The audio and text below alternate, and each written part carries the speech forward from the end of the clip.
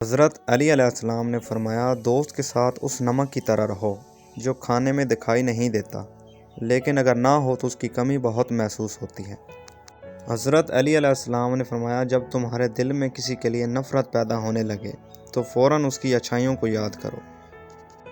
حضرت علی علیہ السلام نے فرمایا، تم دنیا میں ہر شخص سے جیت سکتے ہو مگر اس سے کبھی نہیں جیت سکتے جو تمہارے لیے جان بوجھ کر ہار جائے۔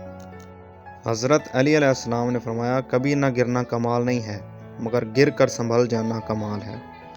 حضرت علی علیہ السلام نے فرمایا، اگر کوئی تم کو صرف اپنی ضرورت کے وقت یاد کرتا ہے تو پریشان مت ہونا بلکہ فخر کرنا کہ اس کو اندھیروں میں روشنی کی ضرورت ہے اور وہ تم ہو۔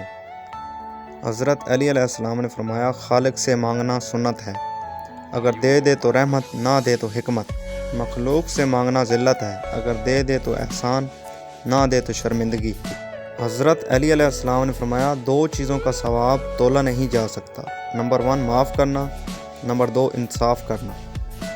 حضرت علی علیہ السلام نے فرمایا، اس شخص کو دوست مت بناؤ جو کسی محفل میں آپ کو شرمندہ کرے، چاہے وہ مذاق میں ہی کیوں نہ ہو۔ حضرت علی علیہ السلام نے فرمایا، جن جسموں پر خواہشات کی حکمرانی ہو وہ گناہوں کی قید سے کبھی آزاد نہیں ہو سکتے۔ حضرت علی علیہ السلام نے فرمایا، جہاں آپ کی عزت نہ ہو وہاں مت جاؤ، چاہے وہاں کھانا آپ کو سونے کی پلیٹ اور چاندی کے چمچ میں ہی کیوں نہ دیا جائے۔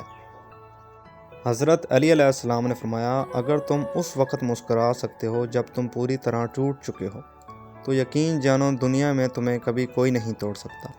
حضرت علی علیہ السلام نے فرمایا، مشکلات ہمیشہ بہترین لوگوں کے حصے میں آتی ہیں کیونکہ وہ اس کو بہترین طریقے سے انجام دینے کی صلاحیت رکھتے ہیں۔